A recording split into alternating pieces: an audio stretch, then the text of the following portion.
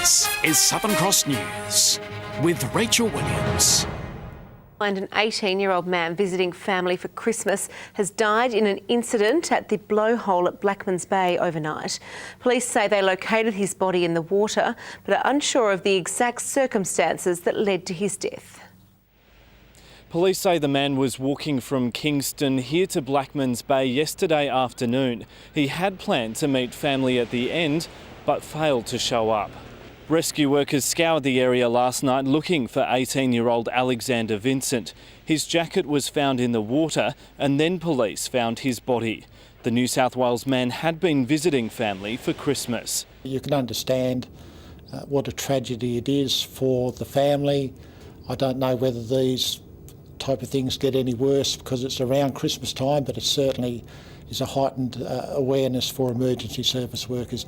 Investigators say he has an interest in parkour, a sport involving running and jumping over obstacles in urban areas. But police say they aren't sure if that's what he was doing down near the blowhole and don't know the exact circumstances of his death. This is something that we may never know about exactly what happened in those final few minutes, other than to say it is a tragedy and there are no suspicious circumstances. Authorities say the blowhole isn't fenced off down near the waterline and couldn't be. The death will be examined by the coroner. Convicted double murderer Marco Daniel Rusterholz has had his last bid for freedom rejected in Hobart's Supreme Court. Mr Rusterholz's lawyer appealed the conviction on the grounds the verdict was unsafe and unsatisfactory. A gruesome double murder at this Ravenswood property in 2012. The victims, 31-year-old Angela Hallam and her 21-year-old partner Joshua Newman, the subject of a vicious attack at the hands of Marco Daniel Rusterholz. The pair brutally stabbed, doused in petrol and set on fire. In the original trial, the court heard the murders were motivated by Rusterholz wanting to impress the woman he was with at the time. Ms Hallam's death was premeditated, but Mr Newman said to be in the wrong place at the wrong time. After a 7-week trial, the jury unanimously found him guilty. He was sentenced to 45 years in prison, eligible for parole after serving 25. At the time, the judge said the pair had died excruciating deaths and a life sentence would be appropriate. His defence lawyer, Fabiano Cangelosi, appealing on the grounds that Justice Robert Pearce erred in his directions to the jury at the time and could have confused them, leading to a miscarriage of justice. That the validity of witness accounts were dubious, claiming there wasn't enough emphasis placed on the involvement of Rusterholz's drug associate, Matthew Coventry, in the killings, and that there was no trace of Rusterholz's DNA in the unit. But all these points rejected today. Mr Rusterholz appeared here at Hobart's Supreme Court. With a long beard and dressed in a plain white T-shirt, he showed no emotion as 3 judges unanimously rejected his last-ditch bid for freedom. He now won't be eligible to see the sky as a free man until 2040. Louise Hedger, Southern Cross News. The owners of Basslink have hit back at Hydro Tasmania over its investigation into the failure of the electricity cable. The two companies are at odds over what caused the outage, with the dispute threatening to descend into a legal battle. On Wednesday, Hydro Tasmania and the government revealed some details of an investigation into the Basslink failure. It's BPL's job to have systems in place to monitor the performance of the cable and to make sure that the cable is operated safely and securely. But BPL, which owns the cable, is now hitting back. They've basically grandstanded this event. They've went all out to the media to say, we have solved the mystery. And to be blunt, they're actually misleading the people of Tasmania. They've solved no mystery. Hydro's investigation was critical of the way the cable was operated, including the process for switching the direction of electricity. Modelling suggested heating and cooling of the cable caused degradation, and operational stress probably caused the December 2015 failure. BPL completed its own investigation, which found no obvious cause. The current situation is, we will be continue to talk to Hydro Tasmania, continue to communicate with Hydro Tasmania, and hopefully we can avoid any arbitration. It's not a nice process to go through. That process now hangs over Basslink, which is trying to sell the cable. Its future is unknown. It's been on the market, and we need to have a conversation about publicly owning such a key asset. BPL has agreed to reduce the maximum megawattage of the cable as it examines the report. The government says despite this, our energy is secure and there's no case for government ownership of the interconnector. Michael Breen, Southern Cross News. A hotel group is threatening to shelve $20 million of investment if Labor's election promise to ban pokies comes into law. The Goodstone Group, which owns a dozen properties in the state's northwest, says the loss in pokey revenue will prevent the company from carrying out repairs and upgrades over the next 5 years. Banks will be knocking on the doors of business owners and hoteliers immediately. More than $10 million was tipped into pokie machines in Devonport last year. Thousands of revellers are on Hobart's waterfront tonight to celebrate finishing work for the end of the year. Traditionally known as Cage Night, members of Tasmania Police are keeping a watchful eye to ensure the breakup celebrations stay safe. Louise Hedger has this report. It's already a vibrant and excitable atmosphere here at Salamanca. As you can see, the venues behind me are already packed to the rafters, with those celebrating the end of the working year. The Builders Breakup, or Cage Night, held every year on the Friday before Christmas, is a long-standing Tasmanian tradition for those finishing work or coming home for the holidays. People started converging here just after the knock-off bell rang around 3 o'clock this afternoon. Everyone's enjoying the end of year and everyone's in the Christmas spirit, so it's great. Businesses in the precinct expecting a bumper evening, with tonight one of their biggest of the year. Yeah, it's a really good night for everybody. It helps our suppliers and our staff, and everybody gets something out of it, I think. Celebrate the end of the year, big year working and things like that. Tasmania Police will be keeping a strong presence around here tonight to make sure Christmas cheer doesn't go overboard. We're just expecting the normal people in big crowds and some of the behavioural issues that come with a large amount of people drinking, but we're certainly not going to stop people having a good time. The year's over and Christmas is here and it's good. But so far so good. Let's hope this happy atmosphere stays as merry as it is now. Tasmanians are rallying behind the state's oldest and last standing woolen mill in an attempt to save it from closing. $90,000 has so far been raised to keep the Waverley woolen mill open and future-proof it for the next generation.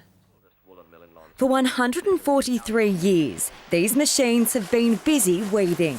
I started there in '93. There was 102 people. Flat chat, huge container loads of blankets, rugs, going out the doors. The Waverley woolen mill has become part of Launceston's fabric, but changing times have forced many mills like it to close. Staff are very skilled, they multitask. It's gone are the days where you had someone just doing one specific thing. Only 14 full-time staff plus casuals now work at Waverley, but a crowdfunding campaign aims to save it and keep the machines turning. In just 22 days, the factory has reached its initial $90,000 fundraising target.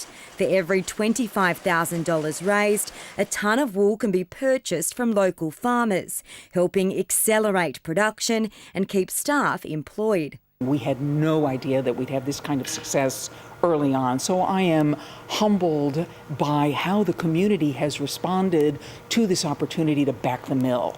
Too many companies are going offshore now.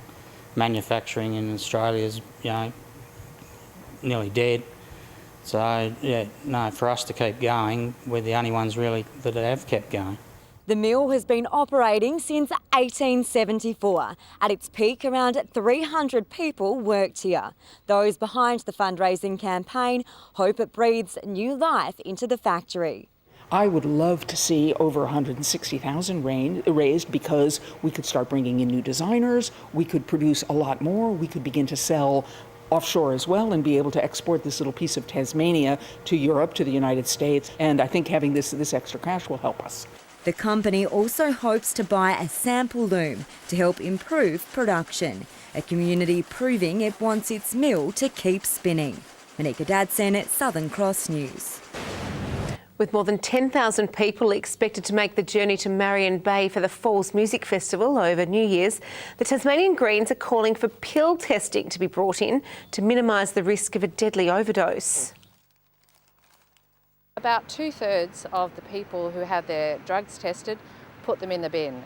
So it's a very effective method of providing education about what's really in illicit drugs, as well as keeping people safe. Other jurisdictions have approved pill testing at festivals around the world, but the Liberals were quick to shut down the idea, with Police Minister Reen Hidding claiming the government won't be providing quality control for drug dealers. The Heart Foundation says it will be able to invest more money into local research thanks to a generous bequest. $50,000 has been handed over from the estate of Bess Cable. Her son died from a heart attack 2 decades ago, which motivated her to support the foundation. Each year, about 50% of our income comes from bequests. So Bessie is a great example of philanthropy in our society and how important that is for organisations like the Heart Foundation to do the life-saving work that we undertake. I think it stemmed from John's death, but she also saw that the Heart Foundation was doing a lot of good research work, and it's being done here, not being done somewhere else in Australia.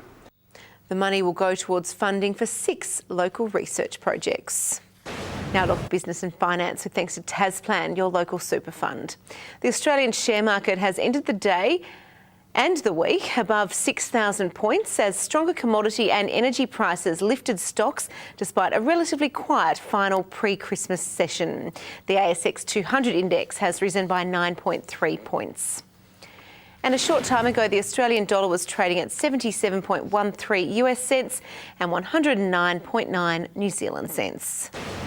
Meantime, the Hobart Hurricanes have failed to back up some solid pre-season form with their BBL 7 campaign off to a disappointing start at Blunston Arena overnight. The Melbourne Renegades chasing down the 164-run total with ease as Dwayne Bravo tore through the Canes' order. Alex Doolan and Darcy Short came out firing, but the promising start came to a halt when Dwayne Bravo claimed his first scalp of the match in Doolan, with Short following him to the change room shortly after. A big hitting Ben McDermott made his presence felt, notching up a quick 34 before Bravo struck again. George Bailey and Dan Christian doing their bits for the cause, but when they went soon after the other, the momentum slowed. Bravo making easy work of the tail, with the Canes 8 for 164 come the end of 20 overs. Aaron Finch got the visitors off the mark in style before Clive Rose broke through on the very next ball. Cameron White and Marcus Harris settled right in, edging the Renegades closer to victory. Canes import Jofra Archer showed what he's capable of with the ball, dismissing Harris on 50 and then Tom Cooper for a duck. But the damage had already been done on the scoreboard, Melbourne cruising home with 2 overs and 7 wickets to spare. Some of the country's best harness racers will have a shot at claiming a $50,000 prize purse in a few hours' time for the annual Triple M Tasmania Cup, with 7-year-old Major Secret the horse to beat. There's an interstate horse over for this. He's a $1.22 favourite, but you've still got to win him, so it's drawn outside the second line, so gives the locals some shot. So. The first of 8 races begins shortly at Hobart's Elwick Racecourse. Good evening. Don't adjust your set. First up, I must thank Kemuel from St Helens for my jacket tonight. He's basically the Prime Minister of St Helens, so I was lucky to get this, and very lucky too. I'm the same size as he is, extra medium. It's all working out. Hobart 24, Launceston 23, Burnie 22 and Devonport 21 today. Campania the high with 25 on a mostly cloudy day. Plenty of wind and a shower over the west and far south. St Helens had 24 degrees along with Fingal. Bushy Park 23, Wynyard Grove and Flinders Island 22. King Island, Low Head and Strawn all 20. There is low cloud over our region. A trough has cloud extending through Queensland and northern New South Wales as well, but a high pressure ridge kept conditions clear over the rest of the mainland. Mostly low-level cloud over us today and reaching all parts of the state. Tomorrow the cold front moves slowly to our southwest, multiple troughs over the mainland with a high moving into the picture over the far west. Winds northwest at 15 to 25 knots, reaching 30 knots over the west and southwest of the state. There may be a shift in the winds to the southwest southerly late in the day, swells to 3.5 metres and a strong wind warning from southeast Cape to Sandy Cape, small craft wind alert for the lakes. For tomorrow, a shower or two for most of us. Hobart developing and 23, 19 for Medina, showers for Oatlands and 22. Launceston a few showers, 23 the top, 20 for Devonport, showers increasing over Lyre-Weenie and 16. Burnie a few showers and 22, showers for the west, Strawn and Marrawar, 20 degrees. Mainly fine for St Helens and sunny, 26, 24 for Swansea and Orford with showers on the way later. There's the UV, very high over the west and south, extreme elsewhere. Now on Sunday, a few showers contracting to the west and far south by afternoon. Christmas Day and fine and partly cloudy, just a shower over the west and far south. Hobart 21, Launceston 24, 19 for Devonport and 20 in Burnie, and warming up on Boxing Day with fine, mostly sunny weather expected and getting very warm over the next couple of days towards the weekend. Further north tomorrow and a fine sunny day in Perth and a top of 30 degrees. Partly cloudy over Adelaide and Melbourne, sunny and 29 for Sydney, showers in Brisbane and Darwin. There may be a storm there later. And sunny and 40 for Alice Springs. A little bit of cloud about, 20 in Hobart, partly cloudy in Launceston 19, Devonport currently 18 degrees. There are a few people trying to spoil Christmas. They want to replace Father Christmas with Person Christmas. These sanctimonious, self-indulgent, self-absorbed people that just want to change everything. What are they going to do when Mother Nature comes up for a debate, Rach? Anyway, Merry Christmas to you. Merry Christmas to you, Murph, and you look really lovely in your suit, but it is hard to take you seriously. That's all your news for now. Thanks for joining us. I'll see you over the weekend. Good night.